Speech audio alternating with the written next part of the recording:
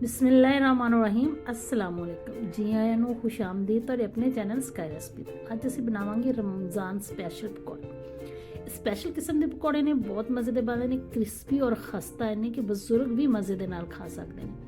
ਇਹਦੇ ਬਣਾਉਣ ਲਈ ਪਾਲਕ ਲੈ ਲੈਣੀ ਆ। ਪਾਲਕ ਇੱਕ ਮੁੱਠੀ ਲੈਣੀ ਆ। ਕੋਸ਼ਿਸ਼ ਕਰਨੀ ਆ ਪਾਲਕ ਦੀਆਂ ਡੰਡੀਆਂ ਸਾਰੀਆਂ ਉਤਾਰ ਦਿਓ, ਸਿਰਫ ਪੱਤੇ ਵਾਲੀ ਸਾਈਡ ਹੀ ਰੱਖੋ।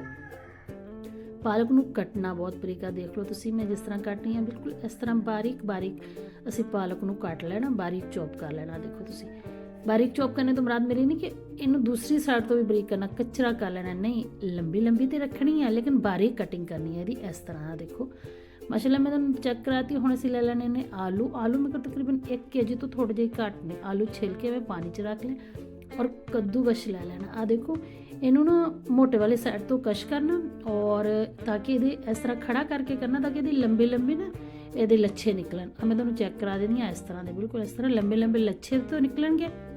ਮੈਂ ਸਾਰੇ ਆਲੂ ਕੱਦੂਕਸ਼ ਕਰ ਲਵਾਂ, ਫਿਰ ਆਪਾਂ ਅਗਲਾ ਸਟੈਪ ਕਰਦੇ ਹਾਂ ਜੀ।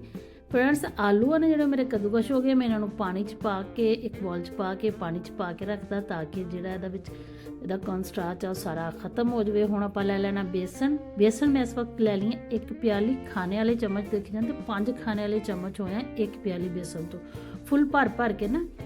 ਹੁਣ ਇਹਦੇ ਵਿੱਚ ਪਾ ਦੇਣੀਆਂ ਦੜਾ ਮਿਰਚ 1 ਖਾਣੇ ਵਾਲਾ ਚਮਚ, ਸੁੱਕਾ ਧਨੀਆ 1/2 ਟੇਬਲ ਸਪੂਨ ਪਾ ਦੇਣਾ ਇਹਦੇ ਵਿੱਚ, ਔਰ ਕੁੱਟਿਆ ਹੋਇਆ ਵੀ ਥੋੜਾ ਜਿਹਾ ਸੁੱਕਾ ਧਨੀਆ ਇਹਦੇ ਵਿੱਚ ਸ਼ਾਮਿਲ ਕਰ ਦੇਣਾ ਅਸੀਂ। ਇਸ ਨਾਲ ਇਹਦੇ ਵਿੱਚ ਜ਼ੀਰਾ ਸ਼ਾਮਿਲ ਕਰ ਦੇਣਾ 1 ਚਮਚ, ਔਰ ਥੋੜੀ ਜਿਹੀ ਇਹਦੇ ਵਿੱਚ ਅਸੀਂ ਪਾ ਦੇਣਾ ਜੀ ਅਜਵਾਇਨ ਪਾਣੇ ਦਾ ਤਰੀਕਾ ਹੈ ਕਿ ਤੁਸੀਂ ਅਜਵਾਇਨ ਨੂੰ ਆਪਣੇ ਹੱਥ ਦੀ ਤਲੀ ਤੇ ਰੱਖੋ ਔਰ ਇਹਨੂੰ ਦੋਵਾਂ ਹੱਥਾਂ ਦੇ ਨਾਲ ਇਸ ਤਰ੍ਹਾਂ ਮਸਲੋ ਤੇ ਬੜੀ ਜ਼ਬਰਦਸਤ ਜੀ ਇਹਦੀ ਖੁਸ਼ਬੂ ਵੀ ਆਉਂਦੀ ਹੈ। ਤੇ ਇਸ ਤਰ੍ਹਾਂ ਪਾਓਗੇ ਤਾਂ ਟੇਸਟ ਵੀ ਇਹਦਾ ਪਕੌੜਿਆਂ ਦਾ ਵੱਧ ਜਾਊਗਾ। ਥੋੜੀ ਜਿਹੀ ਇਹਦੇ ਵਿੱਚ ਕਾਲੀ ਮਿਰਚ ਸ਼ਾਮਿਲ ਕਰਦੇ ਹਾਂ। ਨਮਕ ਤੁਸੀਂ ਹਸਬੇ ਜ਼ਾਇਕਾ ਪਾ ਸਕਦੇ ਹੋ। ਫਿਰ ਇਹਨਾਂ ਸਾਰੀਆਂ ਚੀਜ਼ਾਂ ਨੂੰ ਬੇਸਨ ਦੇ ਨਾਲ ਅਸੀਂ ਮਿਕਸ ਕਰ ਲੈਣਾ।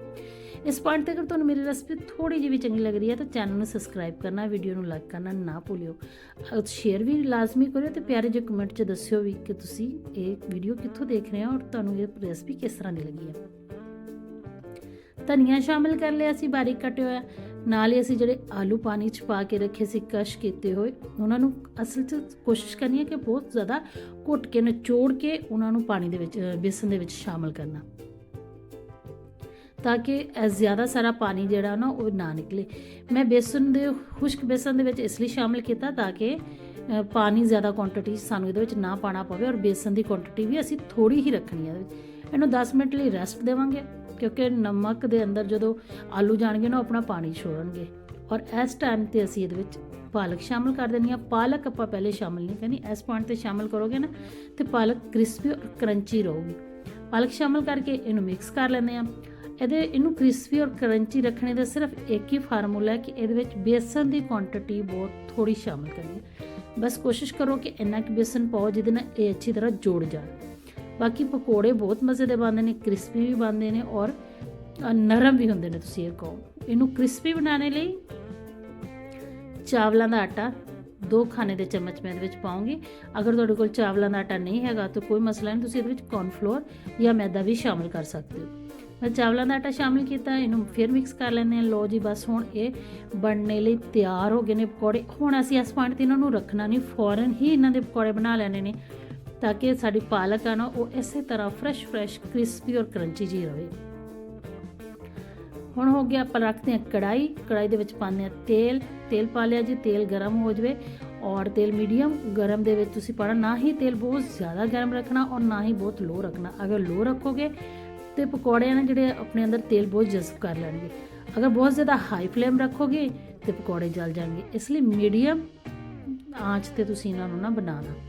ਮਾਸ਼ਾਅੱਲਾ ਜੀ ਦੇਖੋ ਕਿੰਨੇ ਖੂਬਸੂਰਤ ਔਰ ਕਿੰਨਾ ਖੂਬਸੂਰਤ ਕਲਰ ਆਇਆ ਔਰ ਦੇਖਣੇ ਨੂੰ ਵੀ ਬੜੇ ਮਜ਼ੇ ਦੇ ਲੱਗ ਰਹੇ ਨੇ ਔਰ ਬੜੇ ਕ੍ਰਿਸਪੀ ਲੱਗ ਰਹੇ ਨੇ।